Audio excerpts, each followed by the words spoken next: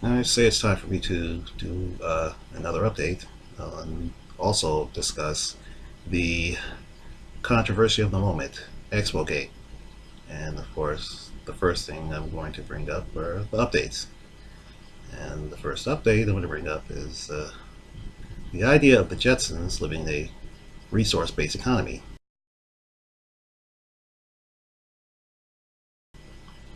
I'm not entirely sure where I got the idea for this cartoon from.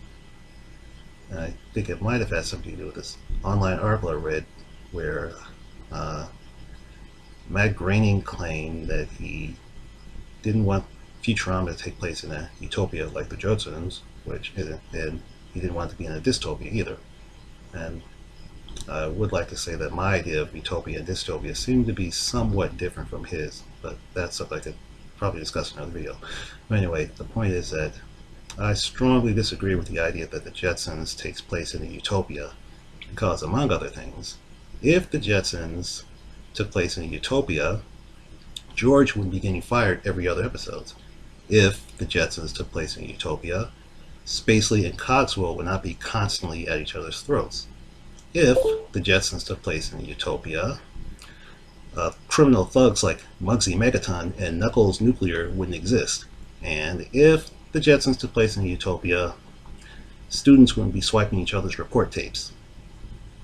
So that kind of got me the idea, or possibly got me the idea of doing or thinking about what the Jetsons would be like in a resource-based economy.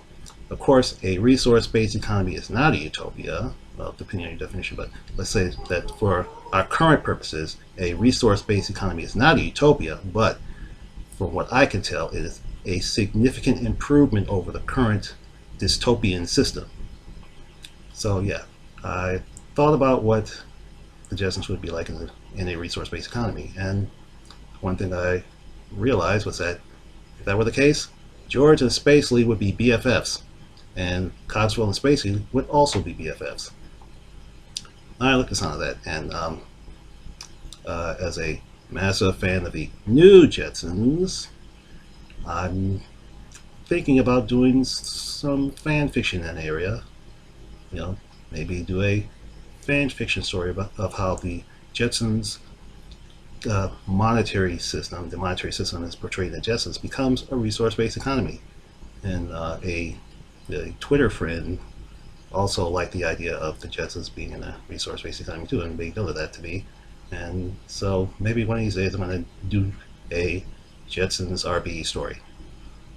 Let's see, the next thing on my list is a high school career poster that I believe I did in 1982.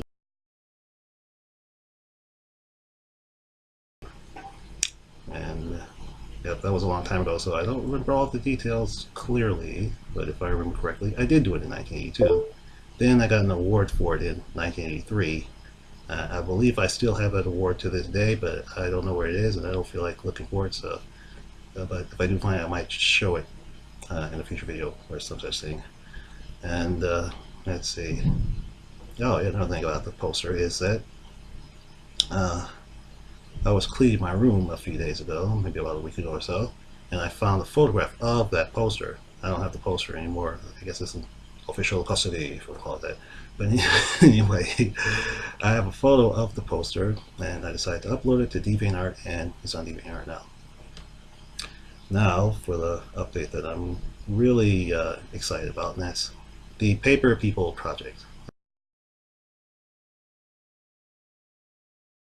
Or more specifically, Paper People, which is the title of a comic book that I've been working on since, I believe, 2007. I'm not the author or creator of that comic. A person by the name of Jodie Parker is, and she found me on what used to be called a site that used to be called Comic Space. Either they still exist and they've been radically altered, or they don't exist anymore. But anyway, she found me on Comic Space, and she liked my art, and now I've been doing illustrations for Paper People since possibly 2007 or somewhere around that time, and 3 issues have been published since then. Now she wants to do a big compilation edition, which includes the first 3 issues, and she also sent me the script for the 4th issue. So my focus these days is on getting that compilation issue done. And one thing I want to bring up that's a bit upsetting is that yesterday I was working on one of the pages, nearly had it done, and my stupid computer slowed down to such an extent I had to turn it off. And later on, when I turned it back on, I discovered that one of the files I was working on, just got so corrupted it can't be used. So I have to do that page over again. Or do I? Yeah. Anyway,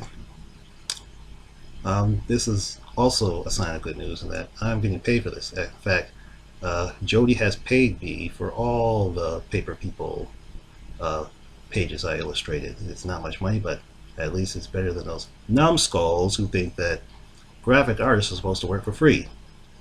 If you want graphic artists to work for free, wait for the resource-based economy to get started. Okay, I guess I can stop with those particular updates and go straight to the heart of the matter, ExpoGate. A lot of you might know about this, but for those who don't know, ExpoGate refers to an incident that happened a day or so ago in which comic artist Allison Tiemann and her fellow cohorts, cohorts is a bad word, let's say her associates, yeah, that's a better word, her associates with Honey Badger Radio had a display at the Calgary Expo in Calgary, Alberta. No, that's probably where it is. Anyway, the first day everything was fine, but then apparently the management there got complaints from people about their apparent association with GamerGate. But I have to go back a bit.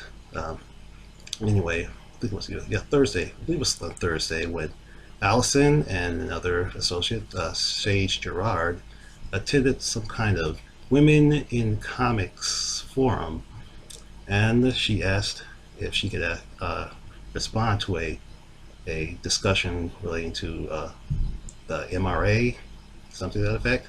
And basically she said that what she doesn't like about feminism is how it emphasizes that women should always be victims, and how it ignores the fact that men have problems too.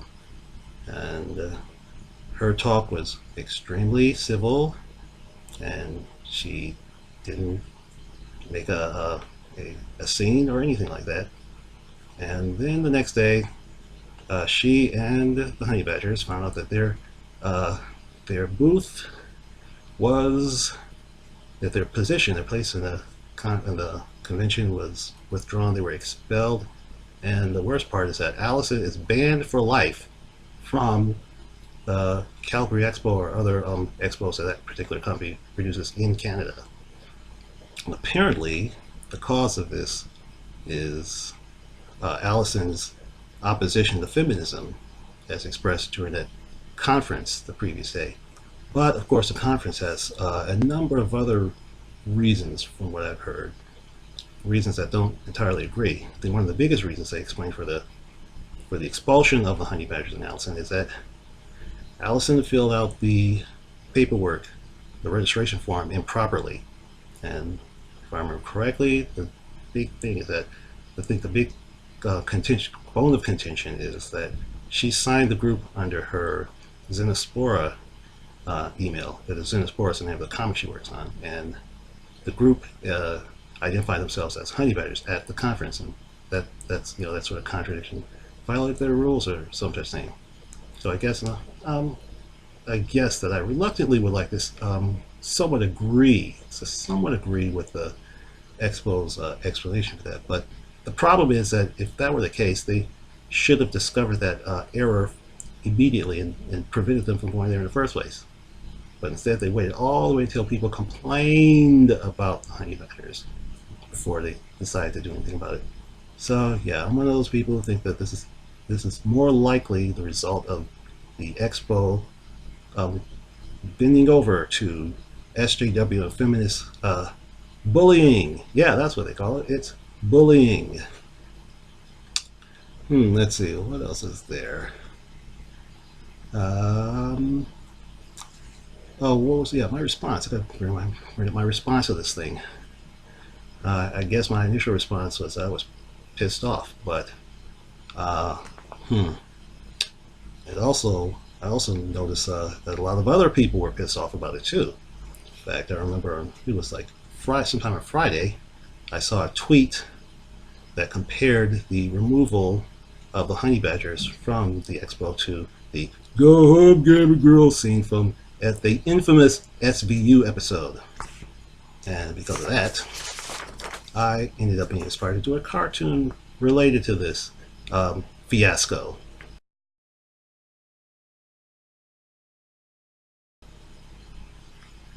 And that particular cartoon was something I posted in a lot of places, including Facebook, Twitter, and DeviantArt. And on Twitter, that particular cartoon gave me more retweets than ever. Let's see. What does that say? Oh, that's what it says. Okay. It looks like the Calgary Expo could be in trouble. Now that it's a day or so afterward, from what I heard, there's over 40,000 tweets mostly expressing opposition to the Expo's um, um, canceling the Expo's expulsion of the honey badgers.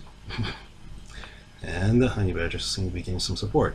This seems to be one of those few times when a crisis turns into an opportunity, because for my purposes, from my point of view, the claim that you can get an opportunity for crisis is mostly malarkey, but in this case, it looks like it's really happening uh, because this whole thing is contradicting the SJW narrative.